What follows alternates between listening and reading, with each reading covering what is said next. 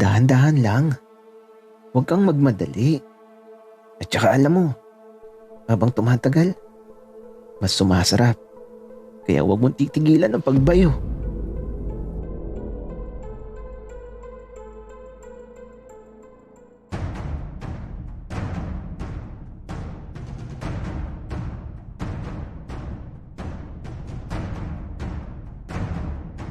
Kaibigan, huwag mong kalimutan mag-subscribe sa aming channel at huwag din kalimutan i-click ang notification bell at subscribe button. Subscribe na!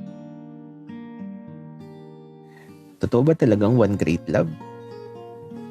Ang hirap kasing maniwala. Parang fairy tale. Nasa kwento lang happy ending. Pero sa totoong buhay, parang ang hirap maniwala. Parang mga kwentong pambata lang. Mga kwentong kaya mong paniwalain ng isang bata sa mga bagay na hindi naman totoo. Sabihin nyo na ang gusto nyo. Basta ako. Hindi ako naniniwala sa love na yan. Ako si Miguel. Bunso ako sa 5 magkakapatid. Anak ako ng pulis, kaya nga eto. Ang hirap maging anak ng pulis. Tapos ang mga kapatid ko, mga nagpulis din. Kaya, eto. Kailangan kong sumabay sa agos. Magpupulis din talaga ako. Kahit labag sa kalooban ko. Alam ko kasi talaga na kakaiba ako. Parang may konting mali sa pagkatao ko simula bata pa lang ako. Basta, alam nyo na yun. Kaya lang, di ko pwedeng ipahalata at walang pwedeng makaalam kahit sino. At siguro, hanggang sa hukay babaunin ko na lang ang sikretong ito. Kasi naman, baka kapag nalaman ni Papa, ay nako, ewan ko na talaga. Habang lumalaki kasi ako, siguro dahil bunso ako kaya ako yung mas nabigyan ni Mama ng atensyon.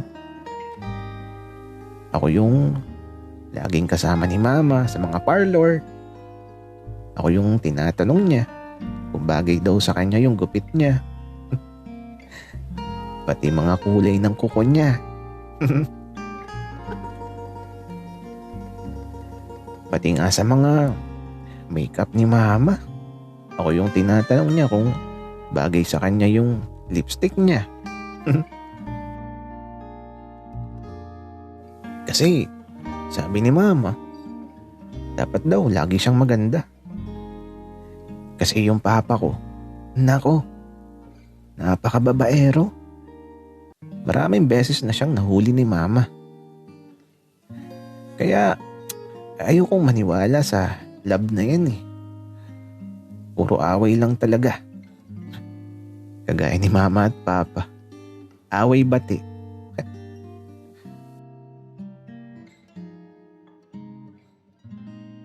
Anak, bagay ba sa akin? Sa palagay mo? Wika ni Mama na eto. Nasa mall kami kung saan nag-ahanap na naman siya ng mga make-up. Mama, masyadong mapula yung labi mo. Mas mukha kang kabit kapag ganyan. Anak, hindi ba maganda? Ganito yung mga lipstick ng mga kabit ng papa mo.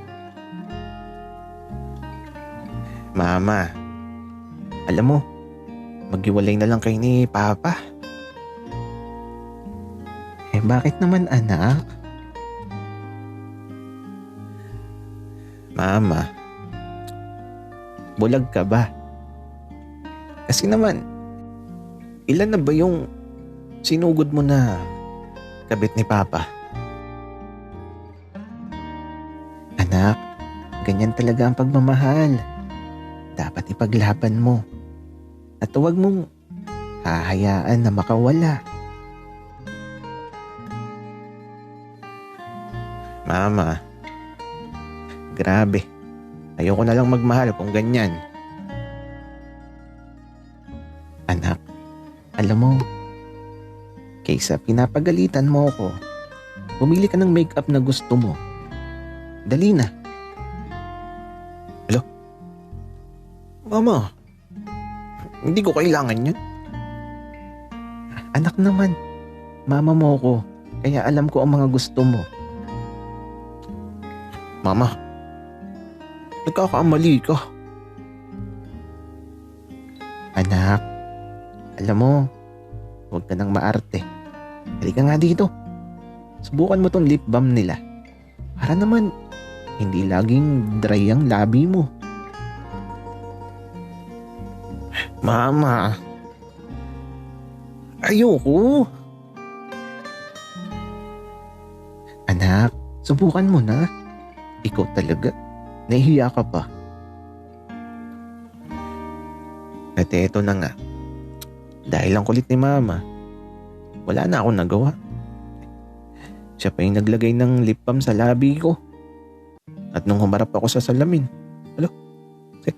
ewan ko ba, pero nagustuhan ko.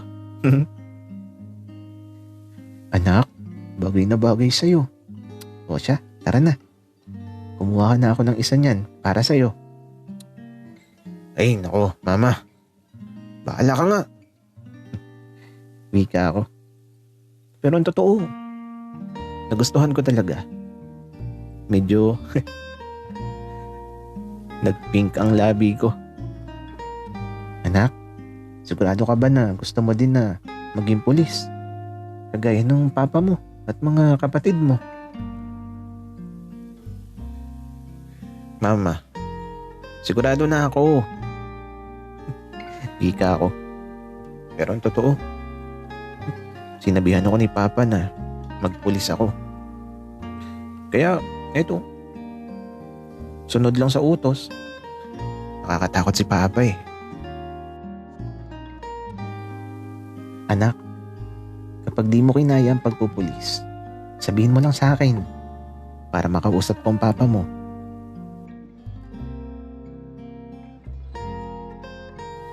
Mama, hindi mo na kailangan mag-alala.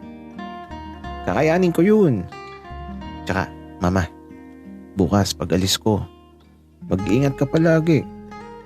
At huwag basta susugod sa mga kabit ni Papa. Anak, huwag kang mag-alala. Kaya ko kahit mag-isa ako. Ay, nako, si Mama. Kaya ito pag-uwi namin, inayos ko na lahat ng gamit ko. Kasi sa pagsapit ng kinabukasan, aalis na ako. Mas pinili ko mag-aral sa malayo para naman maging malaya ako. At kung ano man ang sekreto ko, ibabaon ko na lang sa limot ang lahat. Kaya naman ito, nagbilin pa si Papa na ayusin ko daw ang pag-aaral ko. At sa pagsapit ng kinabukasan, sa pag-alis ko, grabe, habang nasa bus ako, nakahinga na ako ng maluwag. Pakiramdam ko, naging malaya na ako. At syempre, ginamit ko yung lip balm na bigay ni Mama. Ang lamig sa bus eh. Nag-dry tuloy yung labi ko. Ano kaya naghihintay sa akin sa Maynila? Nakakasabik tuloy makakilala ng mga bagong kaibigan. At saka, sino kaya ang makakasama ko sa dormitoryo? Sana, mabait.